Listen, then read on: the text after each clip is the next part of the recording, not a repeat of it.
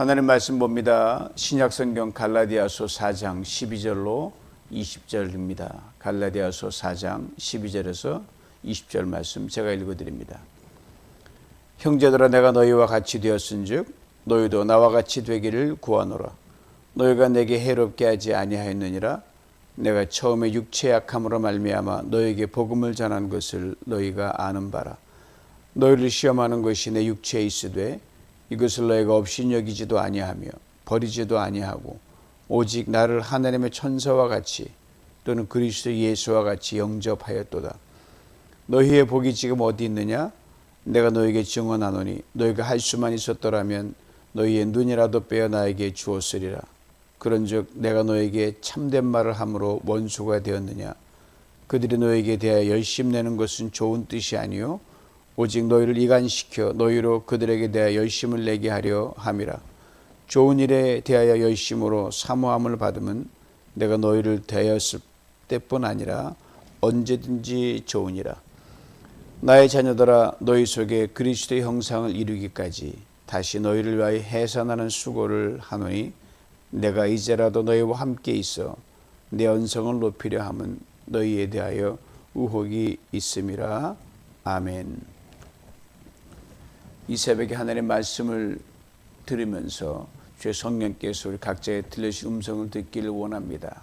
오늘 본문은 바울이 갈라디아 교회 성도들에게 쓴 편지한 대목인데, 오직 믿음으로 구원을 얻습니다는 이 예수 그리스도의 복음에 사로잡힌 바 된 바울이 갈라디아 지방에 복음을 전하고 이 복음으로 예수를 믿게 된 사람들이 유대율법자들의 그 유혹에 넘어가서 복음 믿음 외에 다른 것이 더해진다는 이 복음의 물을 탄 희석된 걸 보고 바울이 마음이 아파서 너희와 내가 이런 관계가 아니지 않냐, 간절한 사랑의 호소를 하는 그런 호소가 담겨있는 본문이 오늘 말씀입니다. 바울 갈라디아 교회 성도들 참으로 사랑했고 갈라디아 교회 성도도 바울을 정말 극진히 사랑했습니다. 그 관계를 바울은 이렇게 부릅니다. 오늘 보면 19절에 이렇게 되어 있어요. 나의 자녀들아. 부모의 심정으로 바울이 갈라디아 교회 성도들을 부르고 있습니다. 이런가 하면 고린도전서 4장에 보면 또 바울이 이런 표현을 씁니다. 그리스도 안에서 1만 스승이 있으되 아버지는 많지 아니하니 그리스도 예수 안에서 내가 복음으로 너희를 낳았도다. 너희를 낳았다고 했습니다. 어머니가 자식을 낳고 케어하는 그런 심정으로 자기가 목양하던 성도들, 제 말씀을 듣고 예수 안에서 자라가는 그런 성도를 이렇게 표현을 했습니다. 실제로 바울은 오늘 보면 19절에 또 이런 말씀을 쓰죠. 다시 너희를 위하여 해산한 수고를 한다. 잘 믿고 가는 자라는데 곁길로 빠지고 이 이단 사상에 빠지니까 다시 새로 낳는 심정으로 애를 써야겠다. 다시 중생케 하기 위해서 이렇게 바울이 아낌없는 수고를 하지 않겠다. 왜? 한 번 자식은 영원한 자식이거든요. 이런 심정으로 바울이 오늘 본문 12절을 이렇게 시작합니다. 형제들아, 내가 너희와 같이 되었은즉. 너희와 같이 되었다고 했습니다. 그래서 바울이 그리스도인의 사랑이 무엇인지를 분명히 보여주죠. 사랑은 같이 되는 겁니다.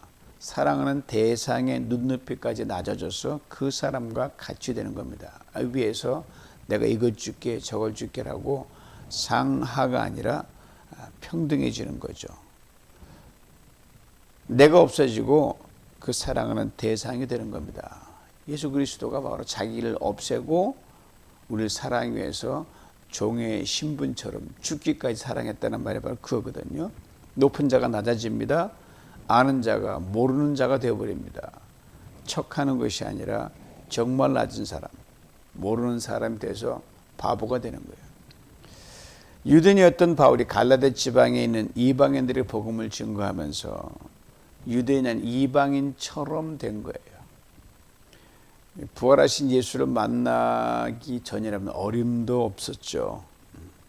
그러나 바울은 자기 모든 탁월한 신분과 모든 종교적 삶 백그라운드의 특권을 다 저버리고 이방인들 속에 들어가서 그들과 하나가 되어 예수 복음을 증거하게 되죠. 그들이 예수를 믿게 됩니다. 믿음으로 구원을 얻습니다.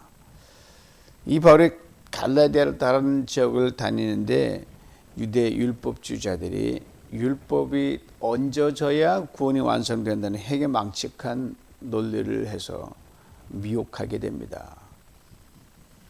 바울이 이렇게 말하죠. 너희도 나와 같이 되기를 구한다.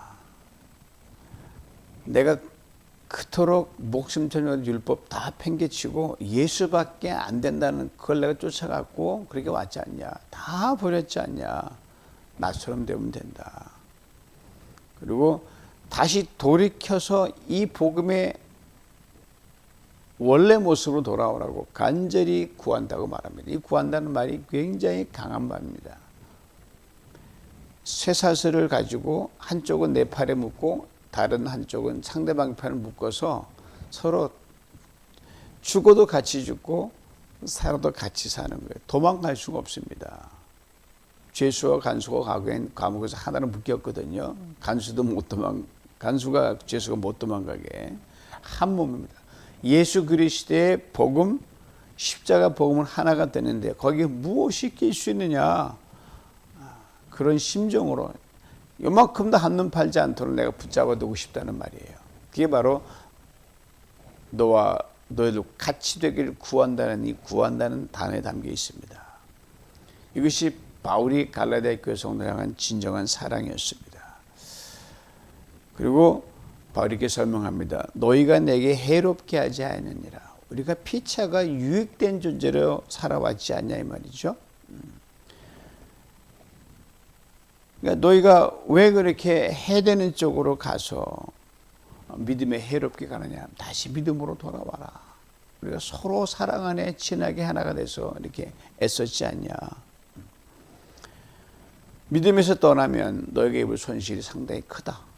바울이 얘기하고 자다가 너희는 아니 어떻게 이렇게 그렇게 신실한 성도들이 곁길로 빠질 수 있을까. 이단 사설에 빠진 사람 보면 이 똑똑한 사람들이 빠지거든요. 어떻게 그렇게 쉽게 귀를 열고 마음을 열고 넘어갈 수 있을까. 어떤 도통 이해할 수 없을 때가 많습니다. 예수 그리스도가 십자가 달려 하나님이신가 사람이 되어서 온 몸을 찢기고 피를 흘려서 부원하셨는데 어디 인간의 얄팍한 율법주의가 들어와서 우리를 휘젓고 다니느냐. 제발 눈길도 주지 마라. 귀도 열지 마라. 함께 하지도 마라 이렇게 얘기했죠. 진정한 사랑으로 너희가 너의 아픔을 한 아픔으로 내가 돌이키길 원한다는 그런 말입니다. 그리고 눈물겨운 고백을 바울이 합니다.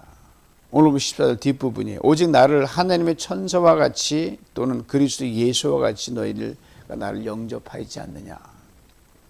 바울이 갈라디아 지방에 복음을 증거할 당시에요. 그곳에 살고 있는 이방 사람들이 바울을 이렇게 극진히 대접했다는 겁니다. 바울이 정말 그런 존재가 돼서 그런가요? 전혀 아닙니다. 이것이 참으로 놀라운 겁니다. 바울은 그저 갈라디아 지방을 그냥 복음 증거하는 자기 여정에 경과, 통과하는 그런 지방으로 생각했어요. 바울이 그 갈라디아 고지대 지방이었거든요. 그거는 얼른 지나서 다른 지역으로 넘어가려고 했던 게 바로 갈라디아 지방입니다. 근데 그곳에 가기 전에 바울이 잠시 머물렀던 것이 밤빌리아와 보거라는 지역이 있었는데 거기에서 바울이 습한 지역에 모기가 많아서 풍토병, 말라리아에 걸려서 죽을 고생을 합니다. 온몸이 열을 동반해가지고 자기 몸을 추스릴 수가 없습니다. 그래서 자기 의지와 관계없이 너무너무 약해서 거의 쓰러져 죽을 지경이 돼서 갈라디아 지방에 잠시 머물게 되는데 그것이 복음을 증거하게 된 계기가 됩니다. 이로 바울이 13절에 이렇게 설명합니다. 내가 처음에 육체의 약함으로 말미암아 너에게 복음을 전한 것을 너희가 아는 바라. 병들었기 때문에 육체가 약했기 때문에 내가 너에게 복음을 증거할 수 있었다. 참 역설적인 말이죠. 바울이 병들고 약하지 않았더라면 갈라디아 지방 지나쳐 버렸을 것이고 오늘 우리에게 갈라디아서 복음은 전해지지 않았을 거고 소중한 걸 놓쳤을 겁니다. 이 신칭이 믿음으로 구원 얻는다는 작은 로마서를 우리 손에 들려지지 않았을 거예요. 잠언 16장 9절에 이런 귀한 말씀이 있습니다. 사람이 마음으로 자기의 길을 계획할지라도 그의 걸음을 인도하시는 이는 여호와시니라. 바로 육체의 질병과 아픔이라는 불리한 상황까지도 하나님께서 당신의 복음을 전하는 통로가 되게 하셨습니다. 그렇게 바울은 구구절절히 다른 서신서에 이렇게 증거하죠. 너는 말씀을 전파하라. 때를 얻든지 못 얻든지 전도할 때가 따로 있다는 게 아니거든. 내가 그리스도의 영광을 나타낼 때가 따로 있다는 게 아니죠. 내가 복음을 전할지라 자랑할 필요가 없는 것은 내가 마땅히 할 바다. 나의 간절한 기대와 소망을 따라 아무래도 부끄럽지 아니하고 지금도 전과 같이 온전히 담대해 살든지 죽든지 내 몸에서 그리스도만 존귀케 되기를 원한다. 그러면 우리 예수님은 우리들에게는요, 건강한 것도 은혜지만 아주 역설적으로 믿음 안에서 보면 병든 것도 은혜입니다. 강한 것도 축복이지만 약한 것도 축복입니다. 부한 것도 은혜지만 때로는 가난한 것도 은혜입니다. 모든 상황과 여건이 다 축복과 은혜로 연결된다는 것, 이것이 그리스도인의 삶이요. 이걸 다 하나가 하나로 볼 수 있는 게 우리 그리스도 믿음의 안목이죠. 그 모든 하나님께 이 모양 저 모양을 자신의 선을 이루는 상황으로 이끌어 가십니다. 육체의 약함이 바울이 어떤 것이었나를 이렇게 고백을 합니다. 너희를 시험하는 것이 내 육체에 있으되 이것을 너희가 업신여기지도 아니하며 버리지도 아니하고. 바로 육체의 약함이 갈라디아 교회 성도들이 보고 시험받을 정도로 그렇게 심각했다는 것은 우리가 충분히 짐작할 수 있습니다. 업신여긴다는 것은 그걸 보고 뭐 사람 같지도 않네, 뭐 저런 사람이 복음을 전해, 그 정도로 깔아뭉갠다는 게 바로 이 업신여긴다는 겁니다. 마주쳤을 때 눈길도 안 준다는 게 바로 이거예요. 당신 완전 아웃이야. 말은 안 했지만 우리를 떠나, 이런 말이죠. 버려버린다는 뜻이에요. 너무 끔찍 혐오스러워서 들을 가치도 없고 눈을 닫고 마음을 닫는다는 건데, 바로 바울의 약함이 그 정도로 사람들로부터 모멸감을 받을 정도로 극심하게 연약한 아픔이었습니다. 바로 육체 약함을 학자들이 많이 연구했죠. 몇 가지로 이렇게 나누는데 그중 하나가 심한 안질이에요. 그 짐작해 주는 게 15절에 너희가 할 수만 있었더라면 너희의 눈이라도 빼어 나에게 주었으리라. 바울이 예수 믿는 사람을 핍박하려고 다메섹으로 가는 도중에 강한 빛에 눈이 어두워져 가지고 가던 말에 떨어져서 이제 눈이 한 3일 정도 멀거든요. 그때 강한 빛으로 인해서, 저도 캘리포니아 강한 빛 때문에 이 백내장이 일찍 왔단 말입니다. 그래서 눈이 심하게 아파서 평생 안질 때문에 고생했기 때문에 저렇게 바울 눈이 아픈데 눈을 빼어서라도 이식해서라도 바울 눈이 좋으면 얼마나 복음자는 증가할까, 이 말이거든요. 다른 하나는 극심한 편두통입니다. 말라리아 풍토병의 후유증이 바로 편두통이에요. 다른 하나는 간질병이죠. 전부 다 말라리아의 풍토병 연관되는 이 부작용입니다. 근데 이게 바울이 이제 고린도서에 보면 육체의 가시가 되죠. 이게 하루아침에 잠깐 있다 간 게 아니라 평생 바울을 괴롭게 했던 거예요. 그 육체의 가시라 그랬고, 바울이 목숨 걸고 3번 기도했던 게 바로 이 바울의 연약함입니다. 근데 하나님께서 안 고치셨어요. 내 은혜가 내게 족하다라고 하나님의 응답, 참으로 받아들이기 힘든 응답이었습니다. 그래도 바울이 그 육체의 연약함을 알고 안고 복음을 증거하고 갈라디아 지방까지 온 겁니다. 얼마나 괴롭혔으면, 껄핏하면 넘어지고 껄핏하면 힘들어서 견딜 수 없는 거예요. 설교하던 중에 눈에 진물이 줄줄 나고 닦기를 반복하고 저기하던 중에 쓰러지기도 하고. 그런데 말입니다, 갈라디아 교회 성도들이 그대로 받아들입니다. 영접합니다. 그 복음을 듣고 예수를 믿습니다. 믿음 안에 자라갑니다. 이런 바울을 고린도교서 이제 갈라디아 성도들이 하나님의 천사로 예수님처럼 그렇게 귀하게 존중하고 뜨겁게 맞이하고 대접해 줍니다. 인간적인 과정 있을 수 없는 일이죠. 바울이 누굽니까? 수술이 부러져 이방인을 위해 택정을 받은 사도라 그러잖아요. 근데 육체의 약함이 찾아오면 형편없이 무너집니다. 그러므로 갈라디아 교회 성도의 이런 특별한 애정이 없었으면 이 바울에 대해 편견과 오해를 가질 수밖에 없어요. 아니 하나님의 대사도가 이게 뭡니까? 왜 당신을 지켜주지 않고 고쳐주지 않습니까? 얼마나 말이 많았겠어요? 보통 시험거리가 아니었을 겁니다. 근데 갈라디아 교회 성도의 반응은 정반대입니다. 요즘 시대들이 이거 참 힘듭니다. 진정한 믿음이 없으면. 육체 아픔으로 자주 형편에 넘어지는 바울, 늘 천사처럼 여겨졌고요. 예수님같이 영접했습니다. 그리고 바울의 고백처럼 자신의 눈이라도 빼서 바울에게 주려고 했습니다. 무엇이 이것을 가능케 한 겁니까? 복음의 능력입니다. 그 복음 안에 담긴 예수 그리스도의 십자가 사랑의 능력입니다. 오늘도 우리가 세상에 대하여 아니 그 안에서 많은 우리와 다름 때문에 목숨 걸고 마치 죽이듯이 덤벼드는데 사실 십자가 보면 부질없는 짓이에요. 그럼 뭐가 됩니까? 아니거든요. 계획은 그렇게 이루어지는 게 아니거든요. 나를 모든 사람이 이해해 줄 수가 없습니다. 나를 모든 사람이 미친 듯이 사랑해 줄 수도 없습니다. 그러나 내가 정말 순수하게 복음을 믿는 그리스도인으로 살아가기로 힘쓰고 애쓰면 예수 그리스도의 십자가로 내가 무장하게 되면 반드시 다 나를 사랑할 수 없지만 나를 지켜주고 나를 사랑해주고 그 누군가를 꼭 머물게 해주십니다. 이게 놀라운 거예요. 그 사람 보고 살아가는 거죠. 다 우리 마음에 들지 않잖아요. 그리고 나의 결정적인 약점, 형편없는 연약함을 보고 시험에 들 수밖에 없음에도 불구하고 나를 미친 듯이 사랑해주고 받아주고 영접해주고 귀하게 주시는 누군가를 반드시 붙여주십니다. 교회가 이런 걸로 똘똘 뭉쳐야죠. 바울에게 갈라디아 교회 성도들이 그랬던 것처럼 말입니다. 바로 엄청난 사랑을 받았다는 것을 갈라디아 교회 성도들에게 바울이 상기시켜 줍니다. 그리고 받은 엄청난 사랑을 바울이 고백합니다. 너희의 복이 지금 어디 있느냐? 너희가 그토록 십자가 사랑한 그건 하나님 주신 복이 아니면 불가능했다. 이 말을 바울이 하고 있는 거죠. 질문이 아닙니다. 갈라디아 교회 성도들에게 쏟아부었던 그 사랑에 대해서 감격하면서 감탄하는 겁니다.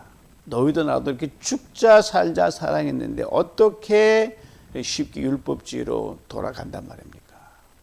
그리고 거짓 교사들인 율법주의자의 잘못된 열심을 분명히 지적합니다. 오늘 보면 17절이에요. 그들이 너희에게 대하여 열심을 내는 것은 좋은 뜻이 아니요? 너희를 이간시켜 너희로 그들에게 대하여 열심을 내게 하려 함이라. 18절까지 포함하면 열심이라는 단어가 3번 등장합니다. 이 단어들이 참 재미있어요.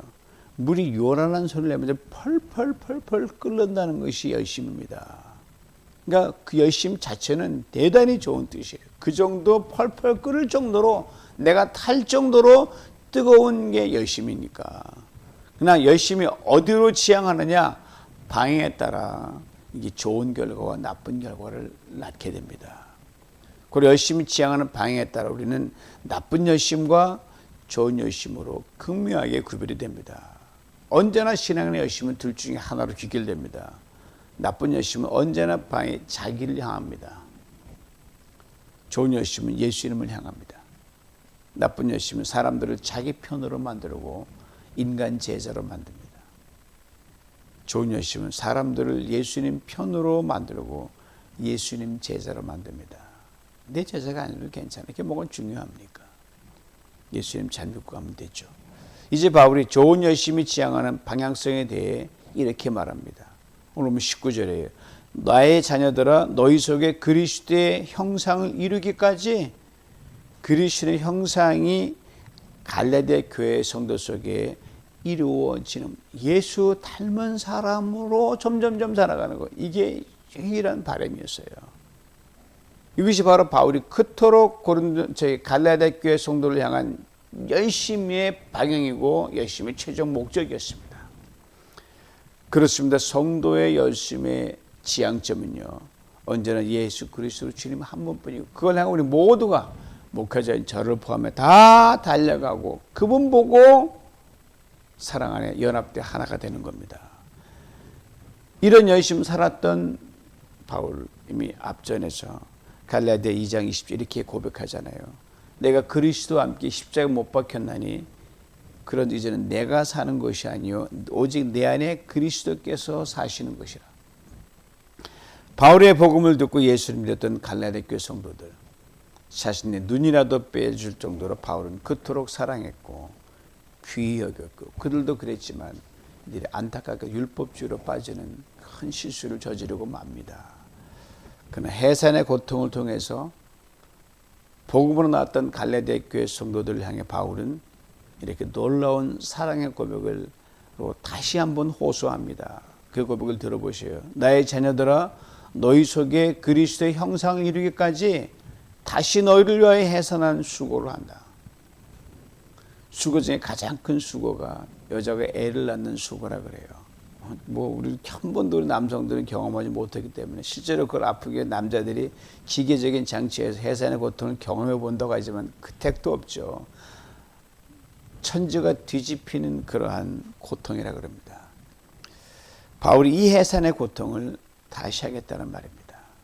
그 어떤 고생도 아픔도 감수하고 온 정성을 들이고 극진히 사랑하여 갈라디아 교회 성도들을 다시 믿음으로, 다 예수 그리스도의 복음으로 돌려놓겠다는 말입니다. 그래서 진정 누구를 사랑하면 처음부터 다시 할 수 있습니다. 진정 누구를 사랑하면 그 어떤 조건도 묻지 않고 과거 불문하고 새롭게 다시 시작할 수 있습니다. 이것이 갈라디아 교회 성도들 향한 바울의 사랑의 호소입니다. 무엇이 바울로 하여금 이토록 다시 해산의 고통을 감수하겠다는 사랑 호소를 할 수 있는 겁니까? 먼저 그가 주님으로부터 이루 갚을 수 없는 헤아릴 수 사랑을 받았기 때문입니다. 그래서 바울은 늘 나 같은 죄인 이처럼 사랑하시나, 나는 죄인 중에 괴수입니다. 이 말을 기회 쓰다마다 평생 고백했거든요. 다만 갈라디아 교회 성도들부터 엄청난 사랑을 받았거든요.